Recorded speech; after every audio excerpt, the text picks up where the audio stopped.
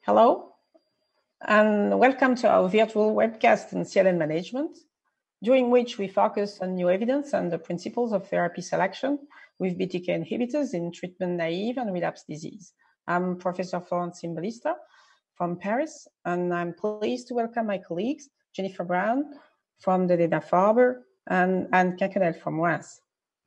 Before we move on, I would like to thank the Medical Learning Institute and PVI, Peer Review Institute for Medical Education, for developing this educational event, and to AstraZeneca for providing the educational grant for this webcast.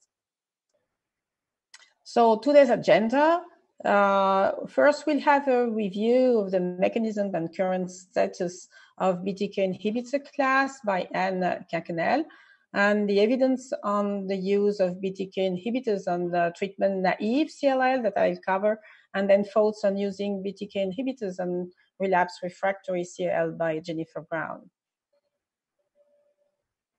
So Anne is going to talk about how Btk inhibitor class challenge conventional therapy in CLL. Thank you, Anne. So thank you, Florence. The first part of my talk will focus on the rationale for targeting Bcr in CLL.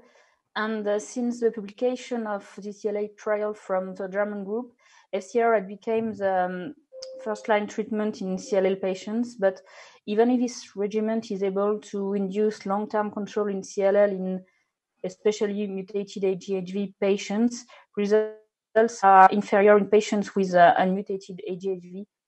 And a lot of patients are not eligible to this regimen because of age or comorbidities. Moreover, immunochemotherapy in general is doing quite poorly in the relapse setting and also in patients with TP53 alterations. So there was a real unmet need for new treatment strategies with two main goals. The first one would be to find new treatments with high efficacy in patients with high-risk feature CLL and in relapse.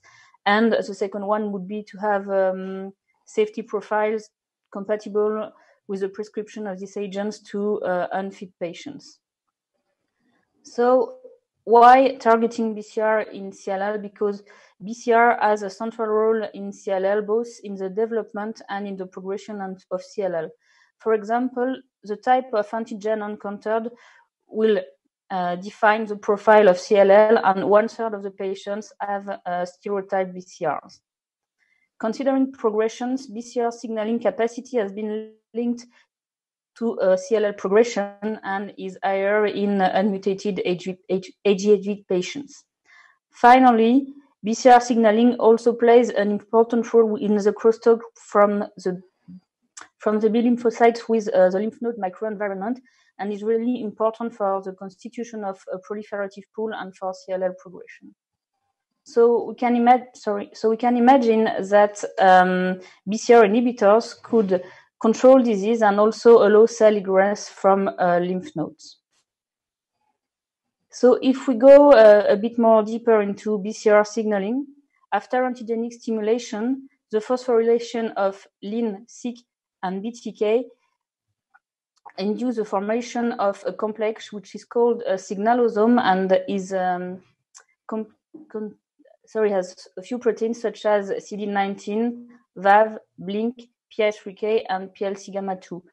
The activation of this signalosome will lead to the activation of downstream pathways such as PI3K AKT, PKC, and MAP kinase pathway, and at the end will lead to the activation of transcriptional factors such as NF-κB, JUN, FOS, or NFAT.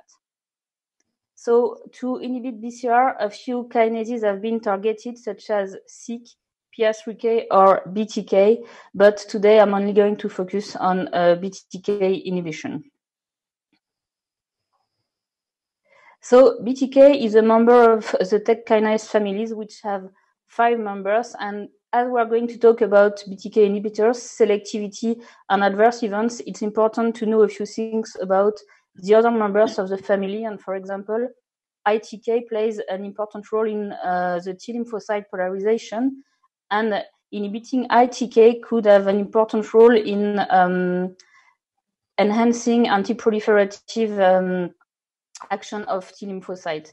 On the contrary, TEC is also important in signaling in platelets and in cardiomyocytes, but inhibiting TEC could induce adverse events. And finally, before moving to BTK inhibitors, I would like to emphasize the fact that BTK should not be only considered as a Bcr inhibitor, because it is also implied in other very important pathways such as chemokine pathways and integrin pathways, which are important for CLL cell trafficking. And if you know about BTK inhibition in Waldenström's macroglobulinemia, BTK is also downstream of TLR4 and MYD88, and that's why it's important in this disease. So if we move forward, the first generation of BTK inhibitors are all covalent and irreversible, and the first one of them is Ibrutinib. So Ibrutinib is the first BTK inhibitor approved in CLL, and specifically and irreversibly binds to the C481 residue in BTK and is able in vitro to inhibit BTK with an IC50 of 0.5 molars. But already from preclinical data, there were clues to say that Ibrutinib may not be a really selective BTK inhibitor and also could be able to target at pharmacological concentration other kinases that are important, such as EGFR, RBB2, ITK, TEC, and other kinases. So I'm not going to focus today on the results on Ibrutinib, but rather on the discovery of new adverse events that are due to the fact that these inhibitors has off-tumor on-target side effects. For example, if you look on the left of the results of the Rationale trial, which compared Ibrutinib to ofatumumab in relapsed and refractory patients, here is the final analysis. And if we look at the side effects, we can see that until 12% of the patients had atrial fibrillation during treatment, and also a quite high number of patients had major hemorrhage. And this may be due to the inhibitions of BTK and TEC in platelets and cardiomyocytes. Moreover, other new side effects were discovered which were unusual with immunochemotherapy, such as rash, diarrhea, and arthralgia. And these new side effects may be due to the inhibition of EGFR by Ibrutinib. So the question that is raised by these results is to know whether more selective BTK inhibitors could be able to decrease adverse events on BTK inhibition. So second generation BTK inhibitors were developed, which are also both covalent and irreversible.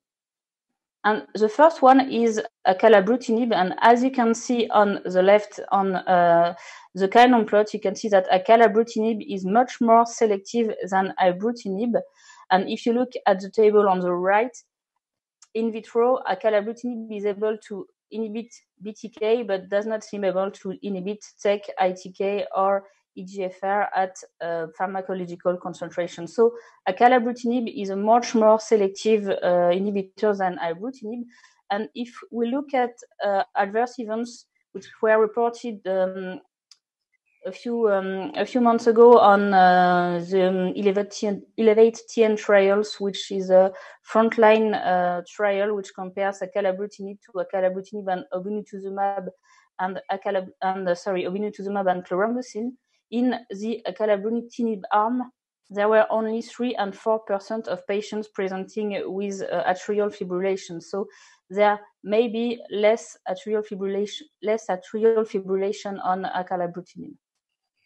So the second one is Xanabrutnib, which also is a second generation irreversible BTK inhibitors that has lower off-target inhibitory activity, but may be less selective than Xanabrutnib.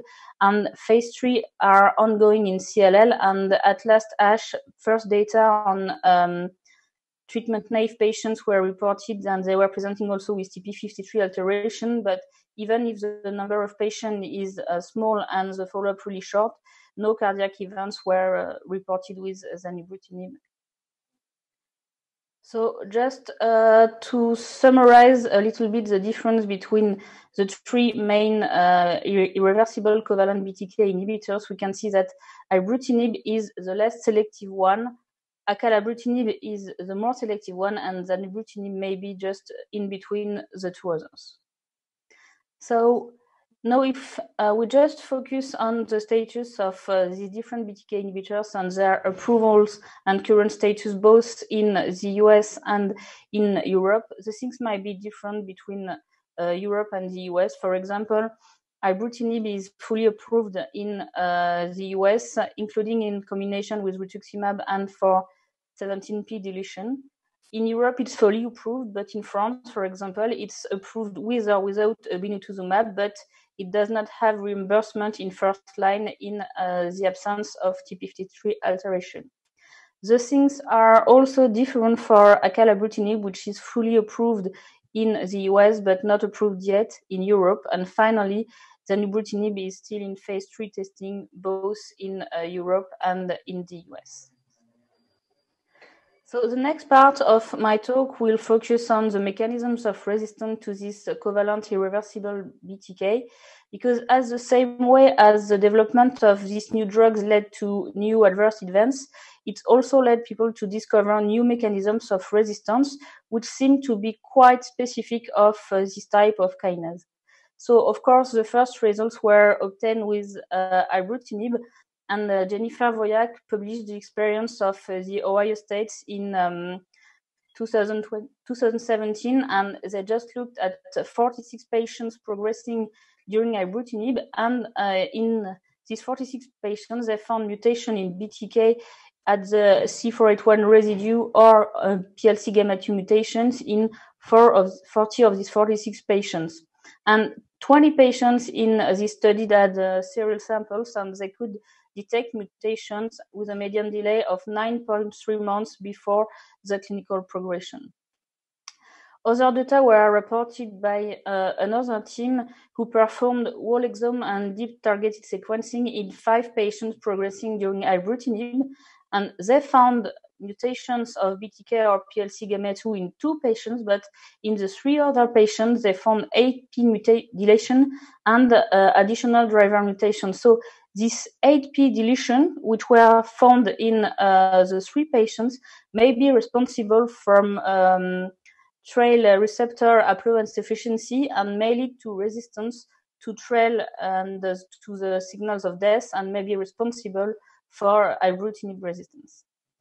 So we also had a study on BTK mutation in France with our cooperative group, which is the Philo group, but we decided to ask a different question, and we wanted to see if patients still on treatment after 3 years of Ibrutinib would have mutations, and we took the opportunity of the French early access programs to collect samples from 57 patients who were still on Ibrutinib after 3 years of treatment.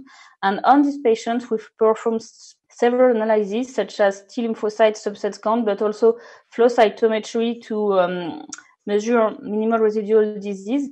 And for the patient who have a clone high enough to detect mutations, which means 30 patients, we just performed NGS and looked at the presence or not of BTK mutation. So among these 30 patients, 17 patients had BTK mutations. And among all these 70 patients, 14 progressed with a median delay of 9 months. And most of them were treated by Venetoclax. On the contrary, on the 13 patients without BTK mutation with the same follow-up of 9 months, only 2 of them progressed, and they were already progressive at the time of sampling. So these are the data on Ibrutinib, but we also have more recent data on other kinases. And for example, Jennifer Voyak presented at last ASH the results on their study of progressing patients on Acalabrutinib, and they studied with serial sampling 16 patients progressive and found Btk C481 mutations in 11 of the 16 patients, and mutations in PLC gamma2 and BTK in 2 patients. And to make a parallel with what was seen with Ibrutinib, these mutations were also detected before relapse, and they can be detected with a median delay of 12 months before clinical relapse. If we look at the update of the phase 2 of Acalabrutinib in relapsed refractory CLL, which was recently published, among all the patients that relapsed, 9 patients were tested for BTK mutations, and 6 of these 9 patients had Btk C481 mutations. And finally, also at the last ASH, we had the first data on the Australian experience with Xanabrutnib, and interestingly, they found in 4 progressive patients a mutation on C481 residue. But what seems to be specific with Xanabrutnib is that in the 4 patients, they also found another additional mutation, which is the L528W mutations, which had a higher VAF than C481S mutations. And biochemical studies just showed that this mutation may be able to induce an interference between both ATP and Xanabrutnib binding to BTK. So if we summarize mechanisms of resistance to covalent and reversible Btk inhibitors, the main mechanism is a mutation in the binding site of the drugs, which prevents from covalent binding and at least leads to resistance to covalent Btk inhibitors. So the last part of my talk will focus on how is it possible to try to overcome resistance to these covalent Btk inhibitors. And the first possibility would be to develop non-covalent reversible Btk inhibitors, and at least 2 of them have already been presented and are in phase. So for 2 of them, primary result of phase 1 has already been presented, and they are Vegetabrutinib and Luxor 305, and they don't have exactly the same profile. The second way could be to develop new way of inhibiting BTK, and this is at the current time more a concept, but development of Btk Degraders is ongoing, and I'll show you an example. And finally, what is done in clinical trials, and I'm not going to develop it at the moment, but one way of thinking about overcoming resistance to covalent Btk inhibitors is to design combinations in which drugs are given for a fixed duration, and it may avoid long-term exposure to the drug and the income of mutations. So if we move on to say a few words of the main 2 non-covalent reversible Btk inhibitors. The first one is Vegetabrutinib, and primary results with Vegetabrutinib were presented last year at ASH and at EHE. And what can be seen is that Vegetabrutinib is a broad inhibitor of all TEC kinases. You can see that Vegetabrutinib might be able to inhibit BTK, but also ITK and TEC. And the rationale for this inhibition may be that inhibiting ITK could have an antitumoral effect. So it's much too early to draw a conclusion on both the efficacy and the tolerance of this treatment. But from the first patient in phase 1, it does not seem to have any cardiac event or arthralgia or diarrhea. The second non-covalent and reversible inhibitor is Luxor 305, which has a different profile than Vegetabrutinib because it is much more selective, as you can see on the kinome on the left or in the table on the right. And what is interesting with Luxor is that it has been designed to be able to inhibit both wild-type BTK, but also BTK C481S mutant, as you can see here. So as for Vegetabrutinib, primary results have been presented at last ASH, and the toxicity profile seems good, but for the same reasons, it's much too early to draw any conclusion. And finally, I would like to emphasize a new concept, which is the concept of Btk degraders, and primarily results on primary CLL cells have been presented at last ASH.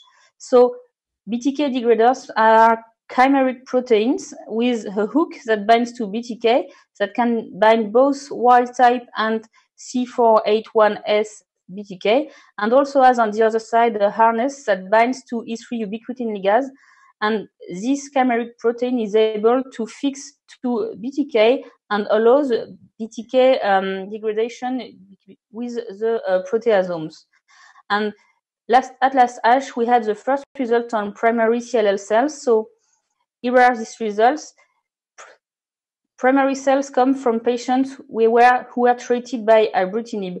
So what you can see on the left is that on wild-type Btk, there was Ibrutinib, so the chimeric protein could not bind, but in mutant Btk, as Ibrutinib could not bind, the hook could bind and targets mutant Btk for destruction.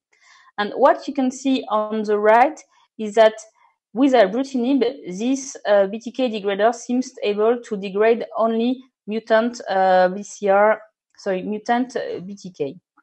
And these are really preliminary results, but it's I think that it is interesting, and it may be another way to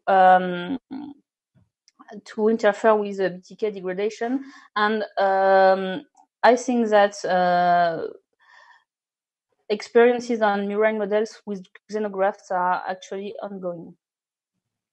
So just to summarize a little bit, inhibition of Bcr signaling is a rational approach to CLL treatment and has led to the development of Btk inhibitors, and the first one of them were covalent and irreversible.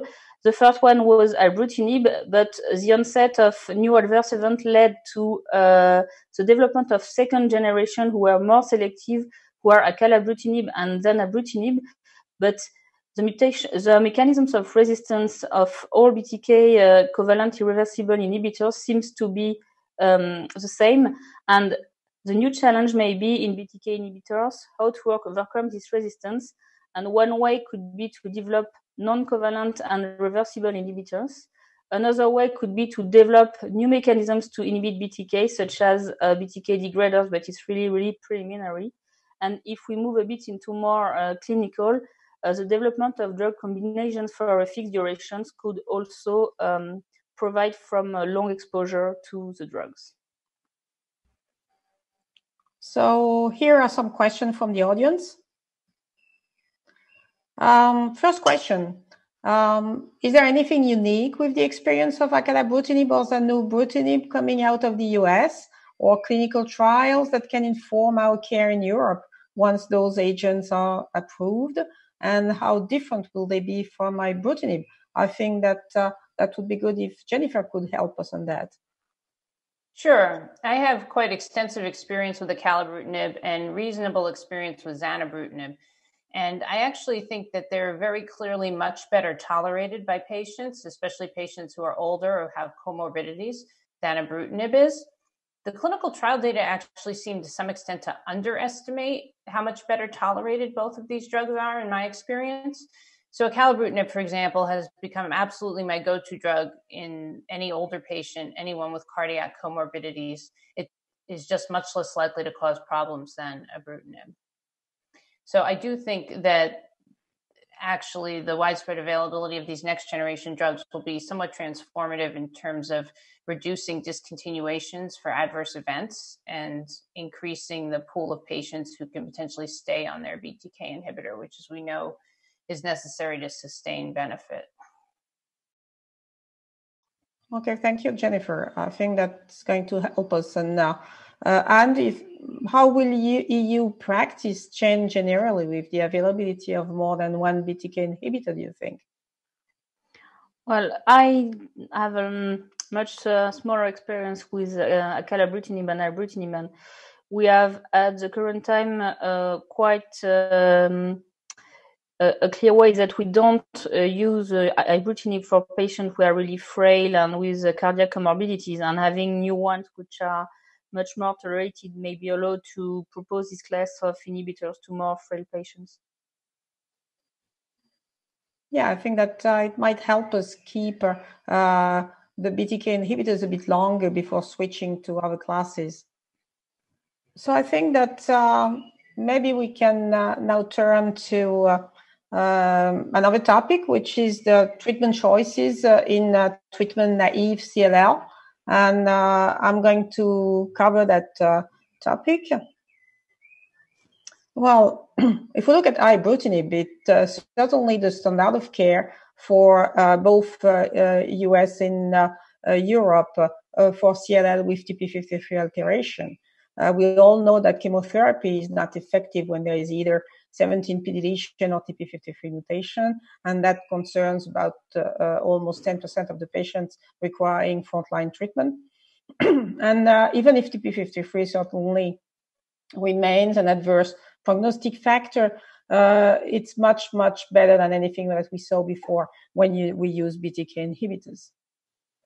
Frontline strategies for TP53 wild type until 2018 was divided between fit, moderately fit, and unfit patients.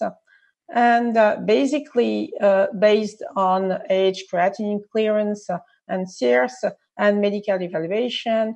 For the fit patients, the recommendation were Fcr or Benda for the moderately fit patients, and J101 chlorambucil for the unfit. And of course, Ibrutinib was already being used mostly in the unfit patients.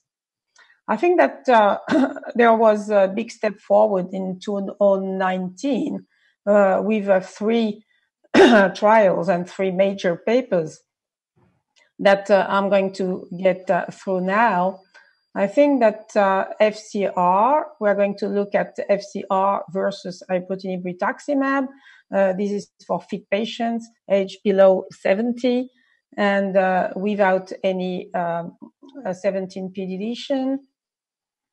And the Alliance study that compared bendamustine rituximab with Ibrutinib monotherapy or with the addition of rituximab until progression. This was for patient age above 65, and it was including the patients with TP53 alteration, but there was no SEERS requirement.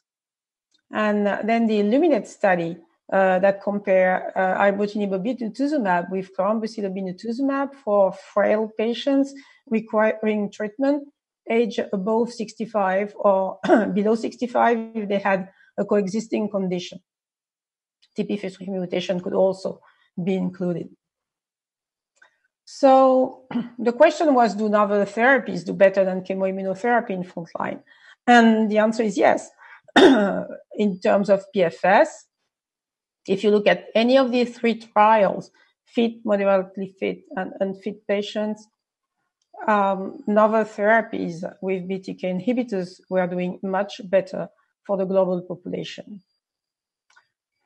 For the 2 other trials, there was no difference in overall survival, but for the one with Fcr versus ER, there was a slight difference in favor of Ibrutinib rituximab.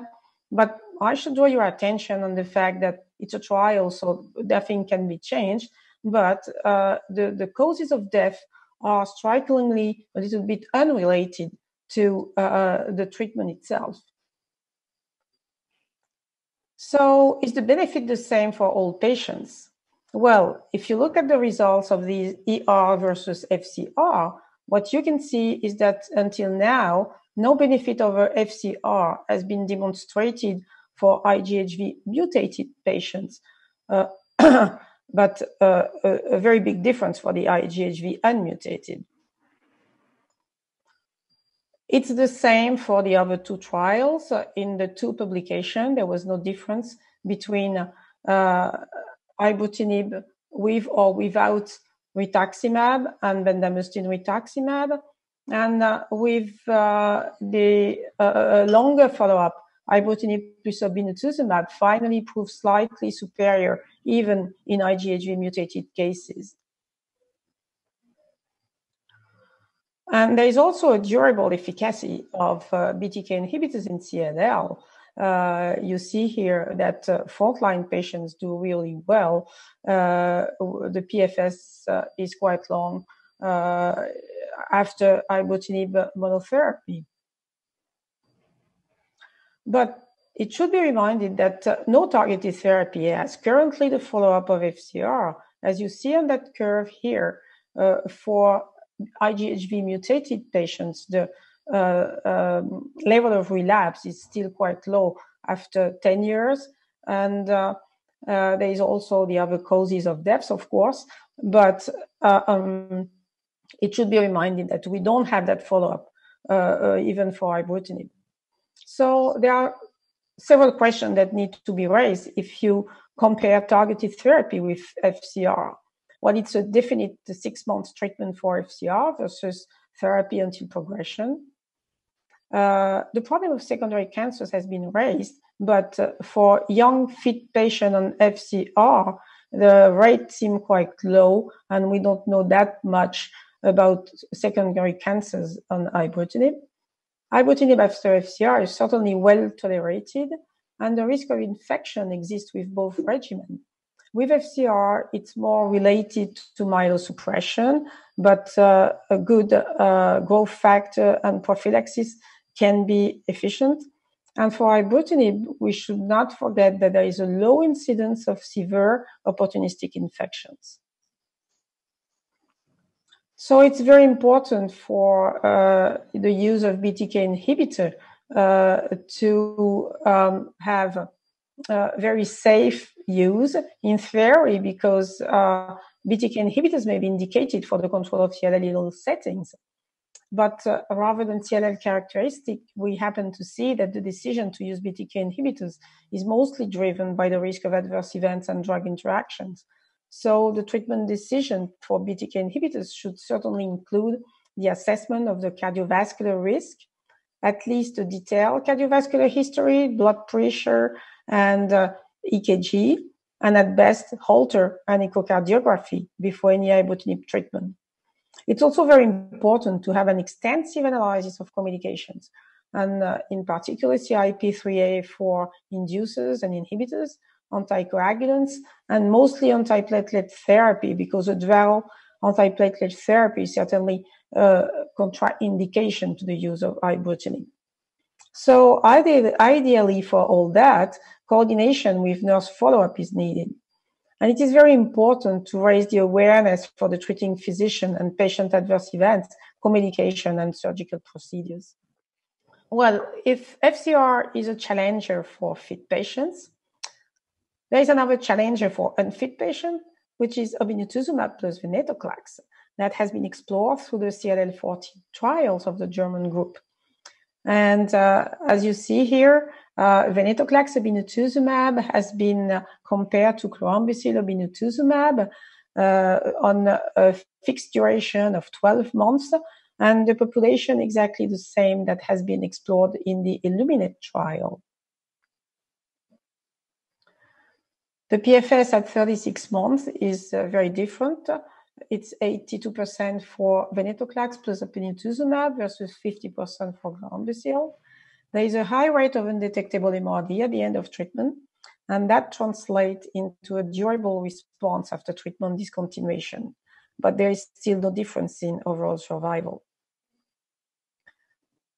And similarly to BTK inhibitors, what we can see here is that the PFS, according to IgHV mutational status, there is no superiority of Venetoclax plus Obinutuzumab in IgHV cases, and a very large difference in unmutated cases. And TP53 alteration remains an unfavorable prognostic factor in the V plus OB arm, and maybe more than with BTK inhibitors. So, in conclusion, on ibrutinib versus chemotherapy or Venetoclax, I think an important point is that before starting treatment, it's important to consider both 17p deletion and TP53 mutation. IgHV mutational status is an important stratification factor for TP53 wild type, and FCR is still to be discussed for wild-type TP53 and mutated IgHV younger fit patients, and that certainly differs among the different countries. And fixed duration of Venetoclax plus Obinutuzumab is certainly an attractive possibility, but longer follow-up and new combination will help determine the best regimen. So there's another point that Anne already asked is, can we do better with other Btk inhibitors? You see here that, as she has shown, Acalabrutinib is much more selective than Ibrutinib. And we have the phase 3 Elevate that compared Acalabrutinib in treatment-naive CLL with and without Obinutuzumab to chlorambucil Obinutuzumab.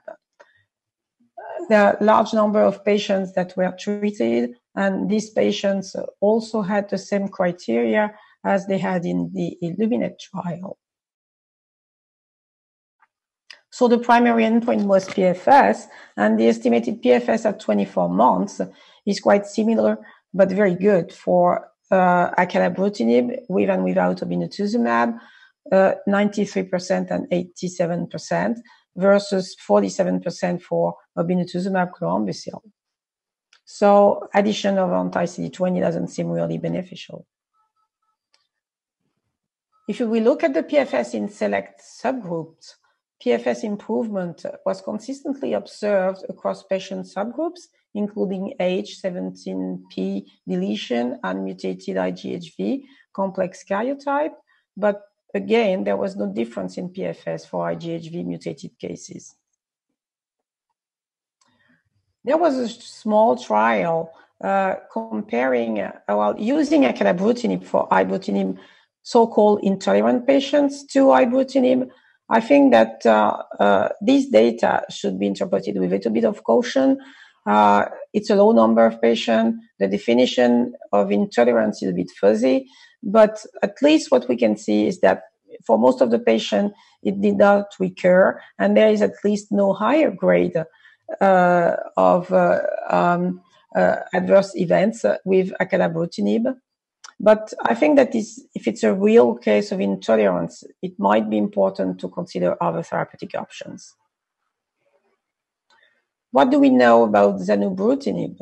Less than with Acalabrutinib because it's more recent, but there are results from the arm C of the phase 3 Sequoia trial. The Sequoia trial included 17p CLL, and there were a little bit over 100 patients, and the results are good.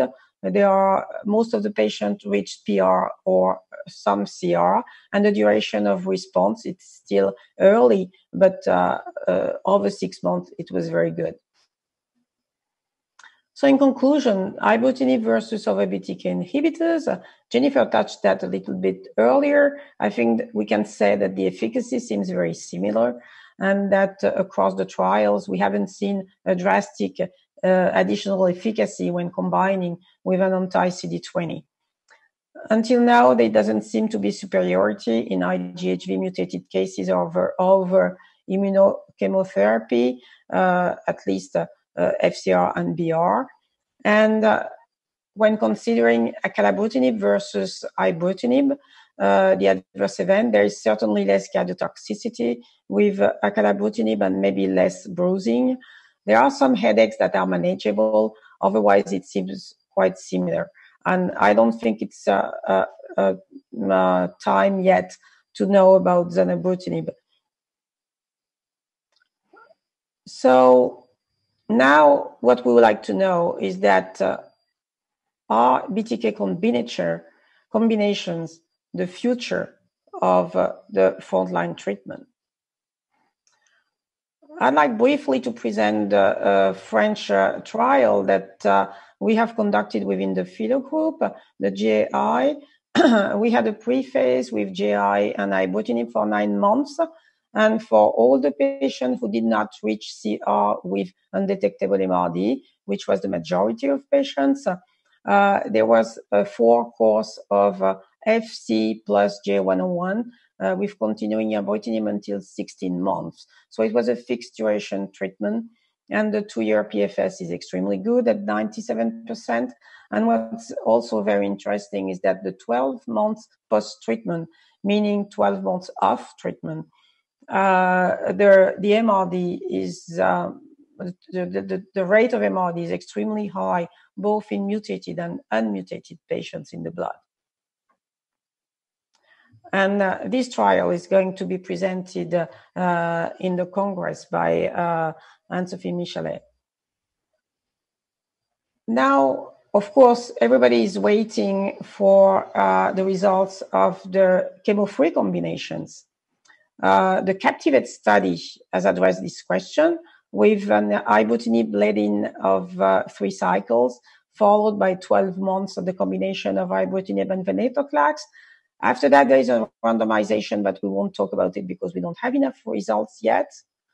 But if we look at the first part of the trial, after 12 cycles, we can see that the rate of blood MRD, undetectable and undetectable bone marrow MRD are very good. And the proportion of patients with undetectable MRD is increasing over the 12 cycles of combination therapy. There are also some data on novel triplets like Evo with Acala, Venetoclax, and Obinutuzumab for initial therapy. Here, there is also a pre-phase of 3 cycles and the combination of Acala and Venetoclax for 12 months. And if we look at the response summary, you see here that there is a high rate of CR after 12 cycles, but these are very early data. We don't have many patients yet. And it's also similar for the MRD responses. It seems that it's going to be very promising. So in conclusion, in combination therapies, monotherapy or combination in frontline, should we continue to consider best treatment first? Ibrutinib alone in frontline setting produces very good results, but we don't reach any undetectable MRD. So should we reserve it for unfit patients? Venetoclax plus ibrutinib, that is of great interest, but I just want to point out that we have very good results with a combination of chemotherapy plus ibrutinib in fit patients. Will there be a role for a 3-drug combination like the Evo? And what are we going to do of MRD? Because in all these fixed duration treatment, we have MRD data. We reach a high rate of undetectable MRD. And are we going to use MRD to establish stopping rule? And after reprogression, are we going to use the same treatment? So just to conclude, I think there has been major advances in the past few years, but some caution is needed. Should we get rid of chemo? Perhaps, and probably, but not only because it is chemo. And there is a very rapid expansion of the use of targeted therapies. They are very promising. We are all very excited, but we have to be aware that there is a concomitant decline of the comparison through phase 3 trials. Altogether, if you look at the different trials and the question that has been asked, the number of patients is still small, and there are no real very long-term data and no solid data yet after discontinuation of these trials, even if they are coming. So we also really need to integrate. We have a lot of biological knowledge right now that is not integrated in the trials, and we have to integrate it to improve stratification of the patients, the genetic subgroups, the clonal evolution, and there are also unmet medical needs like Richter's transformation. So I think there is a lot of fascinating work in perspective. So I think it would be interesting now to have a case discussion in treatment-naive CLL. So I prepared a case to discuss with you. So it's an adult patient with treatment-naive CLL and diabetes. Bertrand is 58 years old. He's in very good shape, and he has been diagnosed with Binet stage A. He presents with diabetes and hypercholesterolemia. After 5 years, He's now age 63, and he has progressed to BNB. He has lymphadenopathy, splenomegaly, weight loss, night sweats, and the blood counts show 120 lymphocytes, but no cytopenia. So the results of the pre-therapeutic investigations, the creatinine clearance is good. Karyotype shows only isolated 13q deletion. There's no 17p deletion at the FISH analysis and no TP53 mutation by NGS. And he has mutated IgHV. On the CT scan, he has deep retroperitoneal lymphadenopathy. They also find the splenomegaly and no evidence of any comorbidity. So what are the treatment options for Bertrand? Fcr, Br, chlorambucil obinutuzumab, a Btk inhibitor like Ibrutinib or Acalabrutinib, Venetoclax plus anti-CD20. I think that I'd like my colleagues to give their opinion. So I already know what Anne is going to answer, but I would like her to say something, and then we'll ask Jennifer. Well, I think I would go for FCR. I think that's what you wanted me to answer. And I would not go to BR, neither for chlorambucil and obinutuzumab, and I maybe do not want to start BTK inhibitor for such a long time in such young patients with mutated AGHV. And for Venetoclax or anti-CD20 antibodies, well, I think the patient is fit enough to have FCR, and anyway, this combination is not reimbursed in France yet. So I think that will be very much the case for all the investigators in France. I know it's going to be different in some other countries in Europe, but I would very much like to hear what Jennifer would do in the US.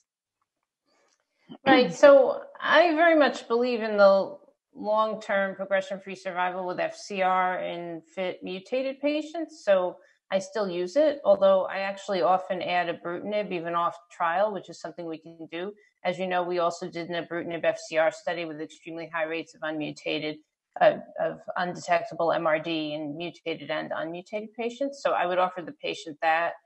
If they didn't like the idea of chemo immunotherapy, I would probably favor more Venetoclax or Obinutuzumab, even though it hasn't, strictly speaking, been tested in the stage patient compared to Btk inhibitor, just because it's 1 year time-limited therapy and does have the goal of undetectable MRD, rather than, as you noted, putting the patient on indefinite Btk inhibitor for a long time. This is a very different view than many investigators in the United States who might favor a continuous Btk inhibitor. Although I think for the mutated IGVH patients, a subset of people do like the idea of achieving undetectable MRD, where the hope is a long PFS, even with something like Venetoclax or Obinutuzumab, where we don't have to follow up. Similar, and we know that we have the follow-up with FCR for that. Now, if we assume that Bertrand presented during the COVID-19 pandemics, which treatment is your first choice? Is it going to change? Are you going to change your mind on your decision? What are you going to do? Anne, would you like to answer? Yes, I can try and answer. Well, where I live, there were a lot of cases of COVID-19. So I think the first question to ask is, can the first treatment be postponed just a little bit? And if the treatment has to be started, I would follow the PHILO recommendation and use Ibrutinib to prevent patients from coming very often to the hospital. Yeah, and Jennifer, you have been in COVID area too. So what's your opinion on that? That's what I would do too. First, I would probably try to postpone. It did seem like the patient, like most CLL patients, could postpone for a bit. But failing that, I've been favoring BTK inhibitors because there are many fewer visits to the hospital required in the early stages. Yeah, so I think that there were some recommendations from ASH during the COVID-19 pandemic. And I think that's what we all have tried to do, postpone the treatment initiation in CLL if possible. And preferences should be given to treatments that require fewer clinic visits and lab assessment, and avoid or skip treatment with monoclonal antibodies. And it also has been suggested that BTK inhibitors may help in reducing the cytokine storm associated with COVID-19. And there are several ongoing trials, both in the US and in Europe, trying to use Ibrutinib or Acalabrutinib in non-hematological cancer patients requiring oxygen. That's why in our country we have decided that if one patient really needed to be treated for CLL during COVID pandemic, we would use Ibrutinib. I think there are some questions from the audience that we could address. So what are your recommendations for monitoring and managing adverse events related to BTK agents? And how did that change, if at all, during COVID-19? I think that, Jennifer, would you like to help us on that? Sure. Usually I like to have patients come in and see us within a week or week and a half of starting, just so we can see how it's going and check their labs. And I usually will monitor the labs every week or two for a month or two, depending. Obviously, if they have very poor counts, you need to monitor them more closely. You know, during COVID-19, we were more likely to skip some of those laboratory evaluations if there was no particular concern, and or have the patient do it near home and then do a phone or video visit. Obviously, if a patient develops atrial fibrillation or congestive heart failure, then they still have to come into the hospital. Although we certainly saw that people were afraid to come into the hospital for anything, even if they were sick with a problem that mandated them coming in. So yeah, I think we had the same experience. I think that we saw almost no hematological malignancies in the hospitals, at least CLL and low-grade lymphomas during all that pandemics. And well, I think that the idea that was that during the COVID-19, well, the patients were continuing their BTK agents. And how close are we to recommending BTK inhibitor therapy over FCR, do you think? Because I think that Jennifer has answered already that in the US, many centers have already skipped to that. But what do you think about our own country? I think in France, in young patients with mutated AGHV, we are not so close to recommending BTK inhibition, because I agree with Jennifer. And in young patient, I would rather, if I'm not going to use FCR, I would rather use a fixed duration of treatment, and I would not go on for several years of BTK inhibition in a patient with mutated AGHV, as I know that FCR would do very well after only 6 months of treatment. Yeah, I think that probably what's going to change is when we will have combination therapy. But I don't think that we are going to change our habit of a short-term therapy in young fit patients, even if it's chemo, for therapy until progression. And certainly, as Jennifer pointed out, we would very much like to add some Ibrutinib to our FCR treatment. Based on what has been shown in the Dana-Farber, we have FCRI, and what we have shown with FCGA Ibrutinib. So I think that therapy to progression in these young fit patients is actually a bit concerning, because we know Anne showed us some of the data about the BTK resistance mutations, and some of these patients have disease that behaves quite aggressively, and it may even change the natural history. We don't really have long-term follow-up. We know that you can use Venetoclax in those patients, but that the response duration is less than in patients who are BTK naive. So yeah, if we agree with longer-term follow-up. So I think that now it's time to focus on the use of BTK inhibitors in relapsed CLL. And Jennifer, if you would like to tell us about it, thank you very much. Sure, thanks, Florence. So my topic is relapse CLL.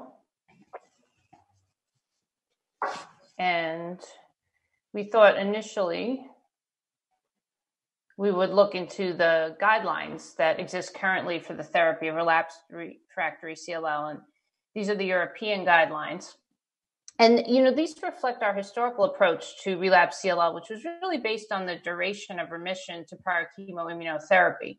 We know that patients who relapsed within the first 24 to 36 months after their prior therapy generally did very poorly with a repeat of the same therapy, particularly if it was a chemoimmunotherapy. And so those patients were targeted for clinical trials or for the novel agents, the Bcr inhibitors or BCL2 inhibitors as they became available, and also headed toward allotransplant if they were young and fit. In contrast, the patients who relapsed after 24 to 36 months from their initial chemoimmunotherapy obviously needed to be evaluated for whether they had had any clonal evolution. Those patients who had developed a deletion 17p or p53 mutation would be targeted for clinical trial or targeted agents similar to the early relapsers. While those who had not had that clonal evolution and did not have a 17p or p53 mutation was generally considered potentially reasonable to repeat the prior therapy, or if they'd had FCR, switch to BR. I think that as we're moving toward the future, there are a couple comments about this. Use of second-line chemoimmunotherapy is much reduced as we have such effective targeted therapies. And I would really only think about it in a patient who had had an extremely long duration of first remission after chemoimmunotherapy and didn't have any clonal evolution. The other issue with the paradigm of duration of response after time-limited therapy is that it doesn't really apply if patients start to get BTK inhibitors continuously in the frontline setting. And so the way I think about relapse refractory CLL now is very much influenced by their prior therapy.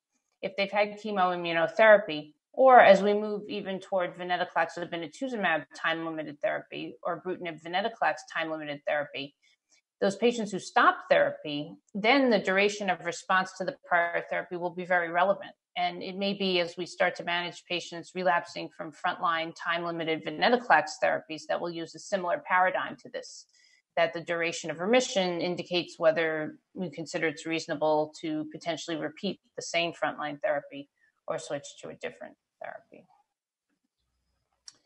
The NCCN guidelines are shown here for relapse refractory CLL, and they are still divided by age and comorbidities, although you can see that the preferred regimens are essentially identical regardless of age or comorbidities, and reflect Ibrutinib and Acalabrutinib as Btk inhibitors and Venetoclax rituximab 2 years of therapy as a BCL2 inhibitor.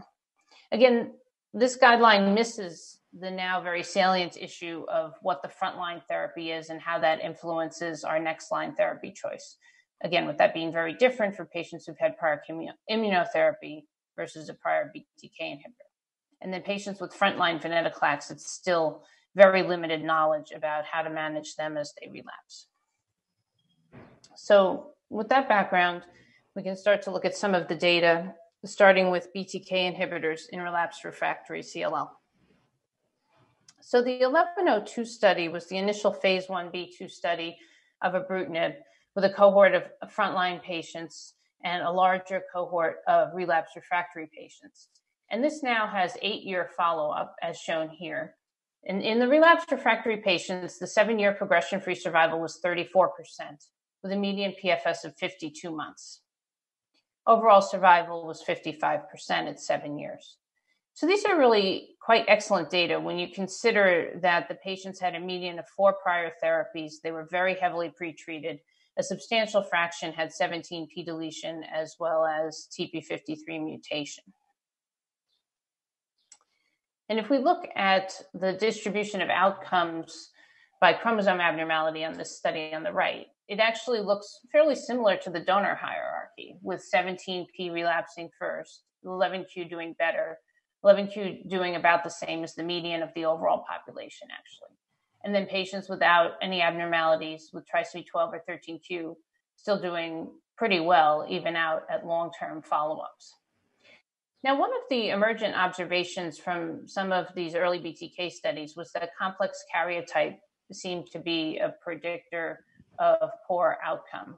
And so if you look at this entire population of patients, about half had a complex karyotype. And that group had a PFS of 31 months compared to 73 months for the group that did not have a complex karyotype. Now, the issue here that has always been challenging is that complex karyotype is much more common in patients with deletion 17p or p53 aberration than it is in patients without 17p. So trying to tease apart the difference in impact on outcome between 17p and complex karyotype is often hard because the numbers get quite small, and they get small in this case as well. But if you look at patients who had both complex karyotype and 17p, their PFS was 25 months. But the patients with complex karyotype without concurrent 17p actually had a PFS of 88 months, suggesting that the primary driver of the worst outcome was actually the deletion 17p and not the complex karyotype in this case. Now, this study actually led to the original FDA approval of Ibrutinib, but the confirmatory phase 3 study was, of course, the Resonate trial, in which patients with relapsed CLL were randomized between Ibrutinib and Ofatumumab. These patients were not as heavily pretreated. They had a median of 2 to 3 prior regimens. And here with long follow-up, you can see that the median progression-free survival with Ibrutinib was 44 months as compared to 8 months with Ofatumumab. And there was a significant overall survival benefit for Ibrutinib in this trial. We now have very long-term follow-up of the adverse event profile on the trial. And all-grade hypertension occurred in 1/5 of patients, 21%. Atrial fibrillation in 12%, which is actually perhaps lower than many other real-world studies, certainly. 16% of patients discontinued Ibrutinib because of adverse events, which again is pretty similar to the trial data where we see 10 to 20% discontinuation, but much of the real-world data suggests 30 or 40% discontinuation. Some emergent side effects that were not initially recognized include peripheral neuropathy, which does show up in the Ibrutinib group at the greater than 5-year follow-up time point, where 13% of patients had developed peripheral neuropathy. Congestive heart failure, certainly something that we've seen in the real-world experience with Ibrutinib, was 5% in the trial. And they did note ventricular arrhythmia in 1%, consistent with the reports of sudden death and ventricular arrhythmia, rare, but present with BTK inhibitors. Now, Acalabrutinib also had a phase 1/2 study, now with about 2-year follow-up. The relapse refractory cohort had 134 patients with a median of 3 prior therapies. So a little bit more similar to the Resonate trial than to the phase 1 study of Ibrutinib. 3/4 had advanced stage disease and 1/3 had 17p deletion. And you can see on the right here, 17p deletion and complex karyotype are showing an early drop-off in PFS, similar to what we saw with Ibrutinib. The 11q is actually doing quite well in this case, which is different from the phase 1 with Ibrutinib, but similar to several of the studies in which Ibrutinib was given in earlier lines of therapy, in which it appeared that patients with 11q were doing relatively better than they had historically with other therapies, although the mechanism of that is not entirely clear. Overall response rate was 95%, and 2-year event-free survival was also 95%. If we look at the estimated 45-month event-free survival and progression-free survival with the update from ASH last year, those are 58 and 62%. The event-free survival includes patients who discontinue drug for adverse events. So you can see that the rate of discontinuation for adverse events, even as we approach 4-year follow-up, is pretty low with Acalabrutinib here. But again, we are still seeing what I mentioned, that higher risk features such as 17p deletion are associated with shorter PFS of about 3 years in this case, and complex karyotype also a little less than 3 years. Adverse events generally suggested a tolerable profile. We know that headache is the most common adverse event with Acalabrutinib, but generally manageable with caffeine or Tylenol and generally goes away after the first month or two. GI side effects are less than with ibrutinib. The rate of major bleeding is a couple percent.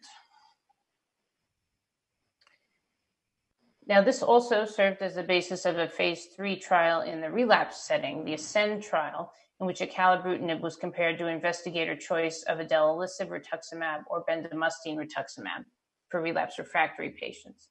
The stratification included deletion 17p, ECOG, and the number of prior therapies. There was a crossover to acalabrutinib from the comparator arm after progression, and the primary endpoint was progression-free survival. So if we look here at the primary endpoint of progression-free survival of acalabrutinib compared to the combined progression-free survival of the control arm, the estimated 12-month PFS was 88% for acalabrutinib versus 68% for the combination of Adela-R or BR. Overall survival is not different. Here you can just see the broken out PFS curves for BR versus Adela-R, which are actually really quite similar. The idelalisib rituximab patients did have a significantly higher rate of discontinuation for adverse events. If we look at predictors of progression-free survival on the arms, we see consistent benefit for acalabrutinib compared to comparator, with nothing particularly standing out. Now, this was the first randomized trial reported with acalabrutinib, so it's particularly interesting to look at some of the adverse events of special interest to see how acalabrutinib compared to idelalisib rituximab or bendamustine rituximab. And so those data are shown here. So atrial fibrillation, we can see there were 8 cases in the acalabrutinib arm versus 5 on the idelalisib rituximab BR arm, which I would say is not a definite signal of increased atrial fibrillation. Hypertension, similarly, we had 5 cases with acalabrutinib and 5 on comparator, so no definite increase there. There is certainly an increase in low-grade bleeding at 26% versus 6 to 8%, but major hemorrhage is pretty similar at 2 to 3%.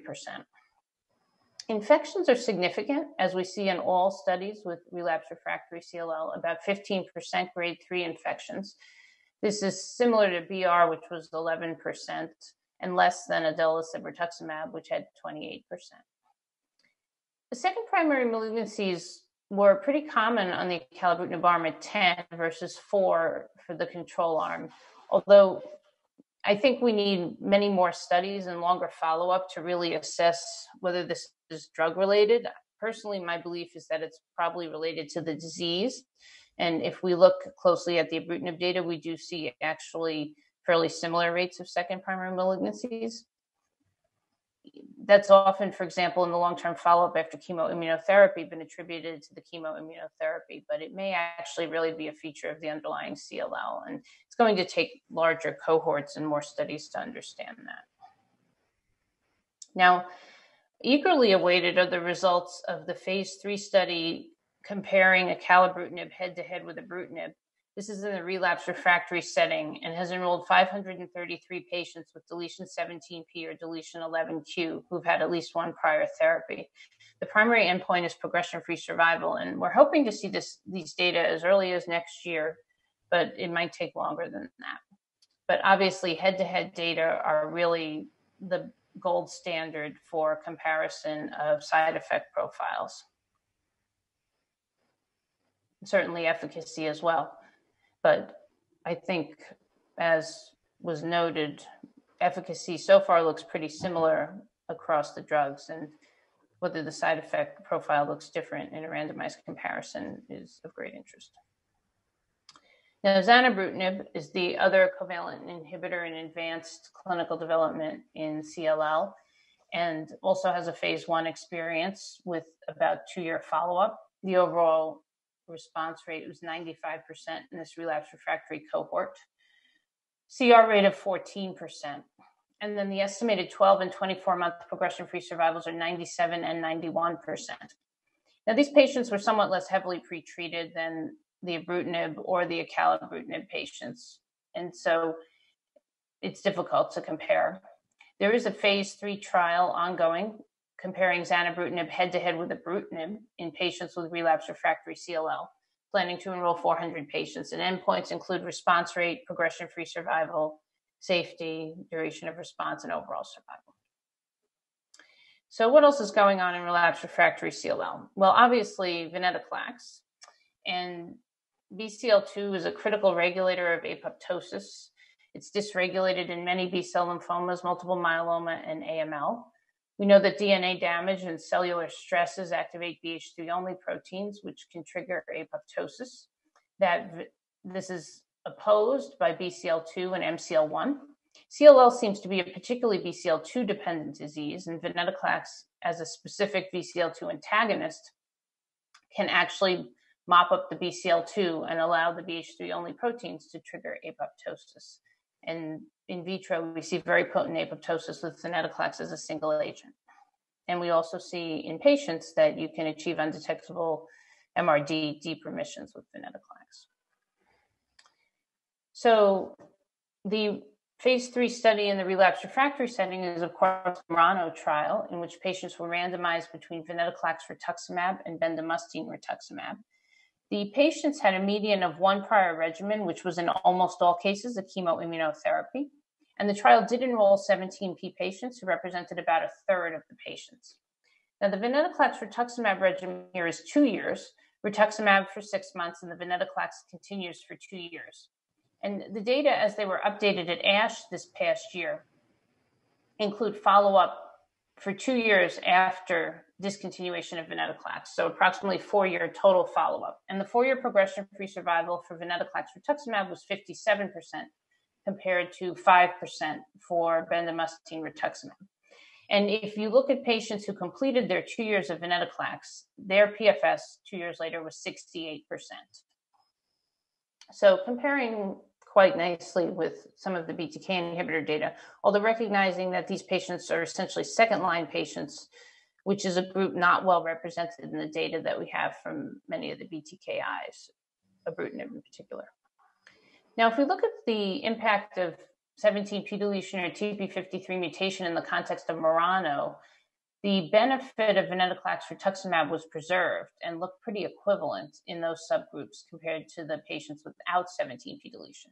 And this is somewhat interesting because, as Florence mentioned, on CLL14, there is a suggestion of early relapse in the 17p cohort in the frontline setting, although we don't have details about that as yet, how it correlates with MRD data, for example. Now, in Murano, one of the strongest predictors of PFS is whether patients achieved undetectable MRD at end of treatment. And here you can see those patients with undetectable MRD shown in the green curve are doing extremely well, 84% PFS out at 2 years.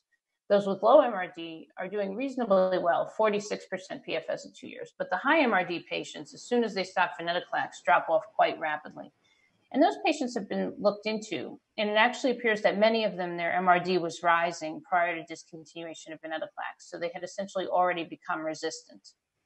It's also clear that that group is enriched for 17p deletion and TP53 mutated patients. And so they do seem to represent the patients who are early relapsing after discontinuation, even though in the overall cohort, many of them did well.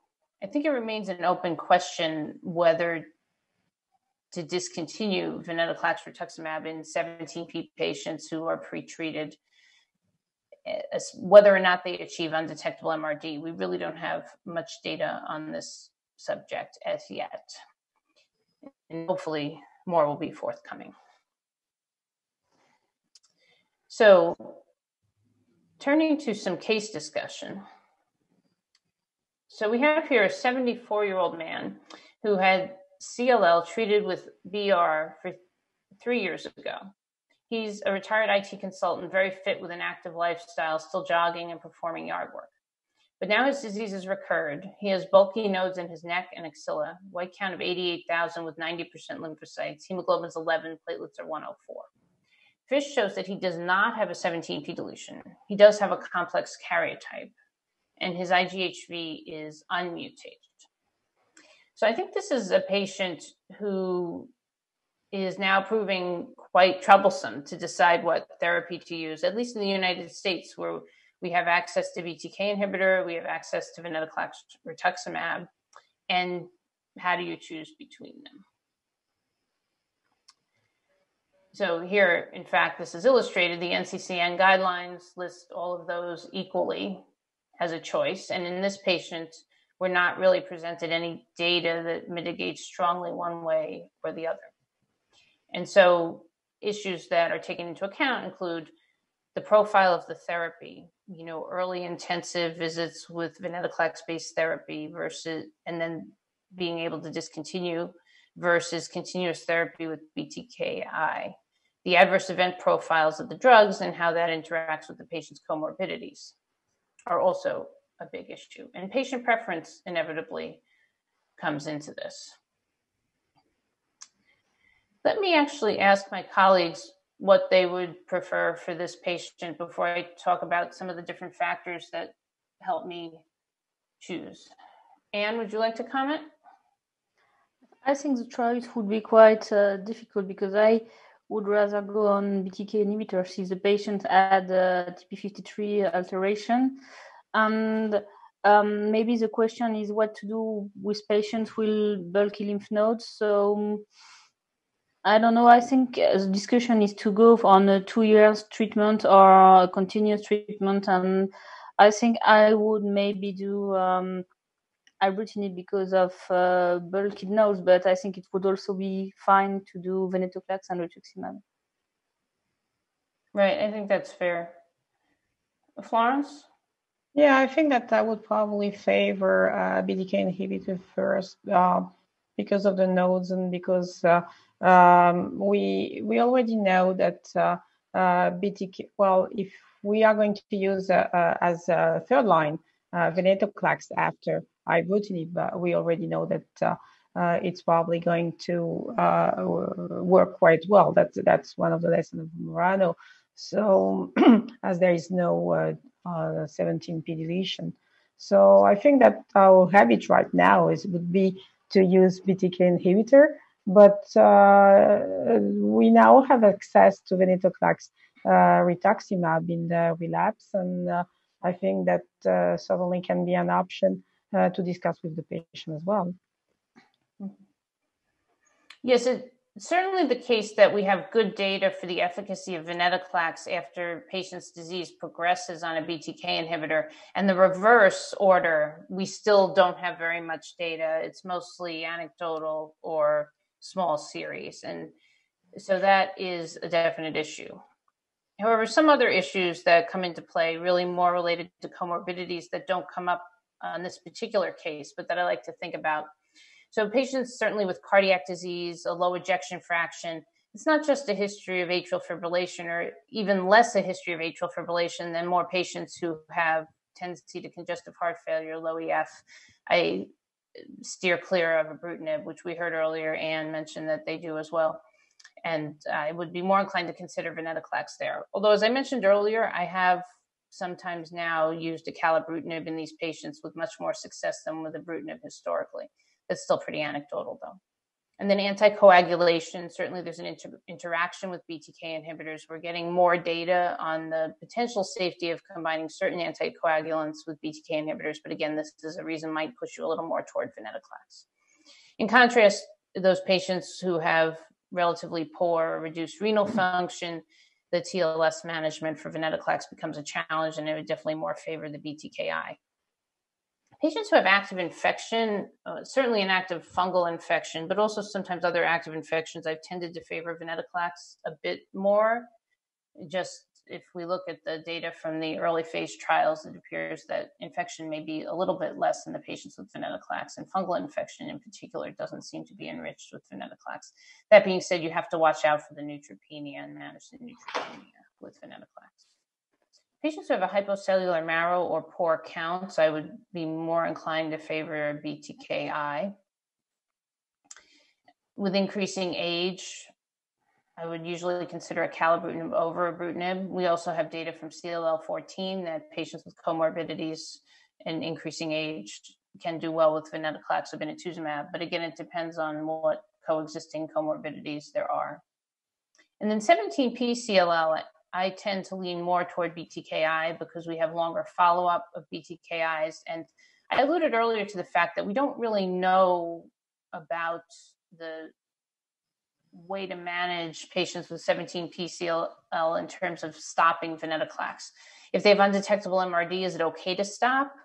Will they have a long remission or will they relapse early? We don't really know. And those who have detectable MRD, it seems likely they'll probably relapse pretty quickly if we stop. But on the other hand, maybe they need to change therapies anyway. If we think about the Murano data where we know the increasing MRD is already happening prior to discontinuation. So how to manage those patients with time-limited Venetoclax therapy is something I think we still need more data on. Also, our follow-up is not as long. So I do tend to favor more BTKI there. Now, the next case illustrates the point that we were just alluding to. So here we're going to assume that William is 74, but this time he received upfront therapy with Ibrutinib. And now he's relapsing while taking Ibrutinib 1.5 years after starting.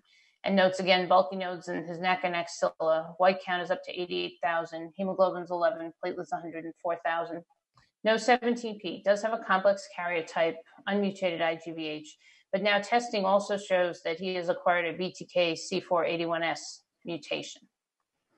So as we mentioned, the only data prospectively that we have in this patient population is with Venetoclax, where we know that the overall response rate is about 60% and PFS is about 2 years in patients who've actively progressed while taking Ibrutinib. Those outcomes are not as good as Venetoclax in Ibrutinib naive patients, but nonetheless, there's a good response rate. The CR rate is lower, though, as is the rate of undetectable MRD. One management point is that in a patient like this with active progression on Ibrutinib, I would never stop the Ibrutinib prior to Venetoclax, or if you're forced to, because you can't access both drugs at once, and continue the Ibrutinib literally to the day before and start the Venetoclax immediately the next day. Because if you have a gap, you can have serious tumor flare, and patients can actually get quite sick from this. And it's not always readily fixed by restarting the Ibrutinib or starting the Venetoclax. And so common practice now in the US anyway has actually been to continue the Ibrutinib while you start the Venetoclax, at least through the ramp up, to get control of the disease again and avoid this flare. And I've had good luck with that approach, which is generally what I would do. But the main point there is that you don't want any gap between your therapies because you can get an explosive effect of the disease when you stop the Ibrutinib. And then a key point is that because of the Btk Cis481S mutation, the other irreversible Btk inhibitors are not going to work. In fact, acalabrutinib has even less activity against the C481S mutation than Ibrutinib. Ibrutinib still acts as a non-covalent inhibitor in the context of the mutation, but acalabrutinib does not. So since they share a resistance mechanism, those are not good options here.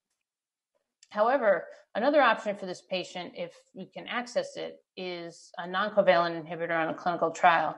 And that's the Sunesis drug Vegetabrutinib, the Arcule drug, or Luxor 305.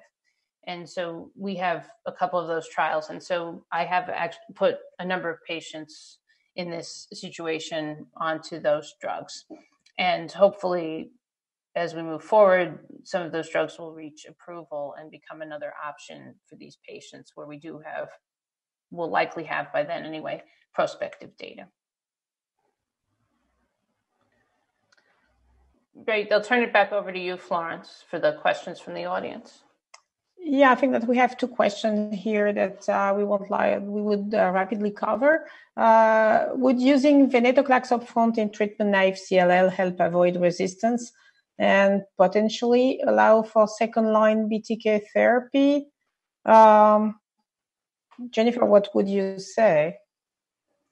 Well, I think if you use Venetoclax up front, you're not going to get a BTK resistance mutation, but it's also the case that the BCL2 resistance mutations that we see in patients on continuous Venetoclax tend to develop late. So I think the hope is that with 1 year of therapy and stopping, maybe you can avoid the development of these specific resistance mutations. That's as yet unproven. We don't have data on what happens to patients who relapse after having Venetoclax up front and then stopping. And those are data that we clearly need. My personal belief is that as patients get treated over each line of therapy, they're likely to become somewhat progressively resistant to each line of therapy anyway, just as we've seen historically in the chemoimmunotherapy era. And so I think we need more data to answer this question. And presumably you would use a BTK inhibitor next line after frontline Venetoclax, especially if there were an early relapse. But as we discussed earlier, there's still relatively limited and relatively poor quality observational data on the efficacy in that setting. I fully agree. I think that something that will probably be interesting to overcome or avoid some resistance will be the combination therapy. I agree. So maybe last questions. Due to infection risk during COVID-19, should we always prefer to use BTK versus PI3 kinase agents in CLL? What do you think, Anne? Yes, I fully agree. And I could always say that we also prefer to use BTK inhibitor rather than PI3 kinase, even in the absence of pandemic, because of the safety profile of PI3 kinase inhibitors at the moment. Yeah, I think that we don't use very much PI3 kinase inhibitors anymore. What's your experience, Jennifer? I agree. We have some studies of combinations, and there are next generation drugs that are becoming available. For example, the umbralisib drug is in registration trials, and that does have apparently a better adverse event profile. So we'll see as time moves forward. But the first generation drugs, certainly the adverse event profile has been challenging. And now I think that we can close, and would please remember to complete and submit your post-test and evaluation for credit. And once again, you can visit us at peerview.com, Live CLL 2020, where you can apply for credit and download the slides and practice aids and watch the recorded and on-demand versions of this event. Thank you to everybody and have a good day.